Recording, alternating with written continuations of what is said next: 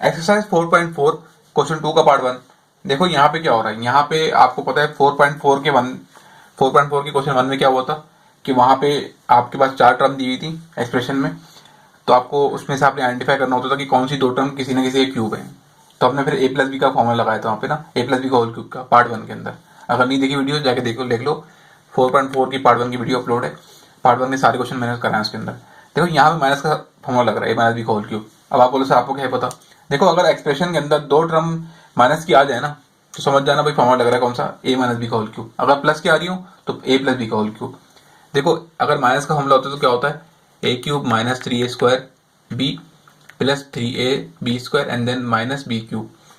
ठीक है, पहली वाली 2 टर्म के बीच में लगा होता है माइनस साइन और आखिरी वाली 2 टर्म के बीच में लगा होता है माइनस साइन। तो इससे पहचान होती है। यहाँ पे ये तो हो रहा है, शुरू में लगा हुआ माइनस साइन और लास्ट में लगा हुआ माइनस साइन। इससे ये भी पहचान है इसकी कि यहाँ पे एक ए क्यूब a प्लस बी का होल क्यूब लग रहा है। तो भाई देखो कंडीशन बना दो। ठीक है, कंडीशन बनाए थे ए क्यूब। ठीक है, फॉर्मूले क्या आ रहा है, माइनस माइनस लिख देंगे a square b then plus 3ab square and then minus का बी क्यूब। अब आपको पता है कौन सी 2 टर्म है कि जो किसी न किसी क्यूब बन रही है। एक तो बी डी है और एक क्या है 8c क्यूब। डी क्यूब किसका क्यूब है, डी का।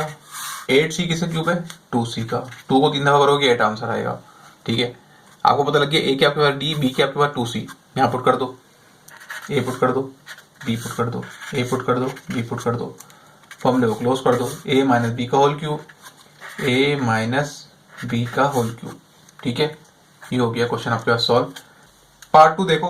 देखो पार्ट 2 में आपने आइडेंटिफाई कर लिया कि कौन सी 2 टर्म है जो किसी न किसी क्यूब है। एक तो आपके पास है ये रहा x6 एंड 64/27। अंदर में क्या लिखूंगा, x की पावर क्या लिखूंगा कि वो 370 होने के बाद वो क्या हो जाए, क्यूब हो जाए। ठीक है, 2 लिखूंगा ना, बार 3 है तो 3 to the 6, पावर से पावर डायरेक्ट मल्टीप्लाई होती है। 64 किसका क्यूब है, 64 और 27 4 का क्यूब है 64 और 27 3 का है। 3 को 3 बार करेंगे आंसर क्या आएगा 64। 4 को 3 बार करेंगे आंसर क्या आएगा, 4 को 3 बार करेंगे आंसर 64 आएगा। 3 को 3 बार करेंगे आंसर 27 आएगा। ठीक है, आपको पता लग चुका है ए आपके पास क्या है, बी आपके पास क्या है। ठीक है, तो क्या करो, ठीक है देखो आप पुट कर दो यहाँ पे A B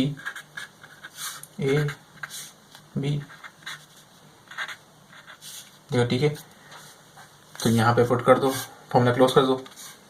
A minus b का whole cube, a minus b का whole cube, that's it. Part 3 देखो। देखो पार्ट 3 के अंदर भी यही करना है। कौन सी 2 टर्म है जो किसी न किसी क्यूब है, एक तो ये है और एक ये है। आपके बुक के अंदर जितने भी क्वेश्चन है उसमें पहली और लास्ट टर्म ही दी हुई है इस एक्सरसाइज के अंदर। ठीक है, इस पार्ट 2 पार्ट 1 के अंदर पहली और लास्ट एक्सरसाइज, पहली और लास्ट क्वेश्चन ही किसी न किसी क्यूब है। किसी एक्स का क्यूब है, एक्स का 25 किसका क्यूब है 5 का। अगर किसी नंबर का क्यूब मालूम करना तो उसका क्या करो, क्यूब रूट लगाओ, उसके अंदर वैल्यू पुट करो तो आपका आंसर आ जाएगा। ठीक है, अगर क्यूब रूट लिख के आप 25 लिखोगे तो आंसर 5 आएगा। वाई किसका क्यूब है, वाई का है। ठीक है, पुट कर दो यहाँ पे ए की वैल्यू क्या आपके पास x/5, बी की वैल्यू क्या वाई x/5, बी की वैल्यू क्या वाई, पुट कर देंगे, फॉर्मूला क्लोज कर देंगे। ए माइनस बी का whole cube, a minus b का होल क्यूब। ठीक है, बस आप ए और बी मालूम करो, उसका फॉर्मूले वाली कंडीशन बनाओ, ब्रैकेट बनाओ, ए और बी की वैल्यू हर जगह पुट कर दो और फॉर्मूला क्लोज कर दो। ठीक है, आप इसको सॉल्व करोगे ना, आंसर आपका ये आएगा जो क्वेश्चन में। ठीक है, मैं चाह रहा हूँ इस क्वेश्चन को आपको आसानी से समझाऊं ताकि ये आपके लिए अटेम्प्ट करना आसान हो। ठीक है, जितना डिफिकल्ट पढ़ाऊंगा आपको, जितना डिफिकल्ट कॉन्सेप्ट पढ़ाऊंगा उतना सॉल्व करना मुश्किल हो जाएगा। ठीक है, कुछ लोग उसको ऐसे बोलते हैं अरेंज भी करो, अरेंज करके कराओ, तो फिर वो मेरा तरीका ये नहीं है। बस मेरा सिंपल तरीका है, इस तरीके से नंबर आएंगे, उस तरीके से नंबर आ सकते हैं, तो क्यों मुश्किल तरीके से करना है। पार्ट 4 देखो। देखो पार्ट 4 के अंदर वही हो रहा है। पार्ट 4 के अंदर क्या हो रहा है कि आपके पास 2 टर्म है जो किसी न किसी क्यूब है, एक तो 125 है और एक x6 है। ठीक है, कंडीशन बना दो, a cube minus 3a square b then plus 3ab square and then plus b cube. आप देखो किसका क्यूब है ये किसका क्यूब 125 5 का है, पता है आपको, z का होता है। y6 किसका है, देखो बाहर लगी हुई क्यूब, y की पावर क्या लिखूंगा कि आंसर 2 से 370 लगाने के बाद 2 6 हो जाए, तो 2 लिखूंगा क्योंकि 2 3 6 होता है। आपको पता लग गया ए के आपके पास 5z, बी के आपके पास वाई स्क्वायर, यहाँ पुट कर दो। ए की जगह आ जाएगा वाई जेड, बी की जगह आ जाएगा वाई, ए की जगह आ जाएगा वाई जेड, बी की जगह आ जाएगा वाई। कंडीशन बन गई ए माइनस बी का होल क्यूब, ठीक है, ए माइनस बी का होल क्यूब। अगर पूरी इक्वेशन के अंदर आपके पास प्लस में वैल्यूज दी हुई होंगी, ठीक है, प्लस में वैल्यूज दी हुई होंगी तो आपने ए प्लस बी का होल क्यूब लगाना है, ठीक है। अगर दो वैल्यूज माइनस की होंगी, ठीक है, तो आपने ये करना है ए माइनस बी वाला लगाना फॉर्मूला, सिंपल। आई होप इसके सारे पार्ट इसको आप खुद करने की कोशिश करना, ठीक है, लेकिन मैं आपको सारे करा दे रहा हूँ।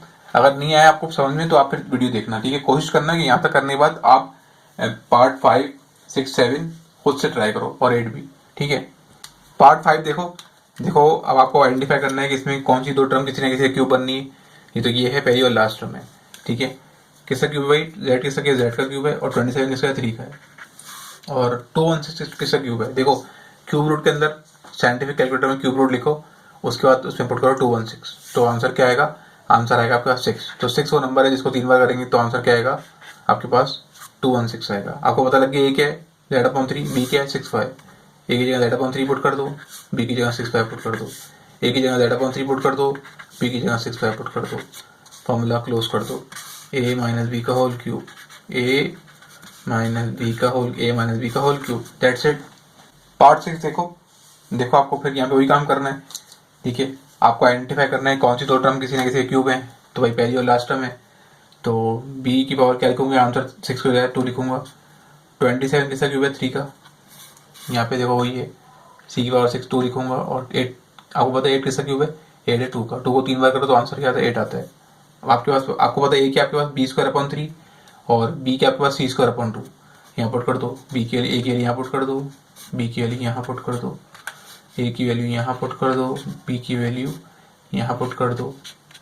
फॉर्मूला क्लोज कर दो। ए माइनस बी का whole cube, a minus b का होल क्यूब, दैट्स इट।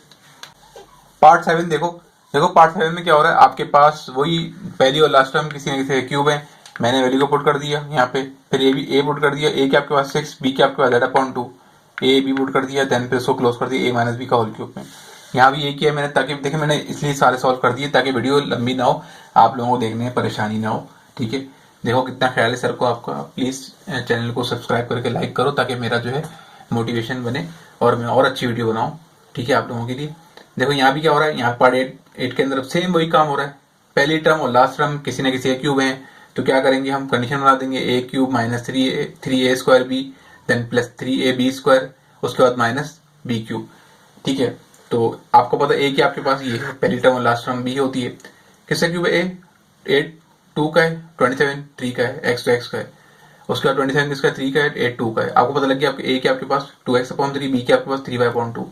ए की जगह ए की वैल्यू पुट कर दो, बी की जगह बी की कर दो, ए की जगह ए की कर दो, बी की जगह बी की कर दो। देन ए माइनस बी का होल क्यूब में फॉर्मूला क्लोज कर दो। That's it. ये हो गया आपकी 4.4 कंप्लीट सॉल्व।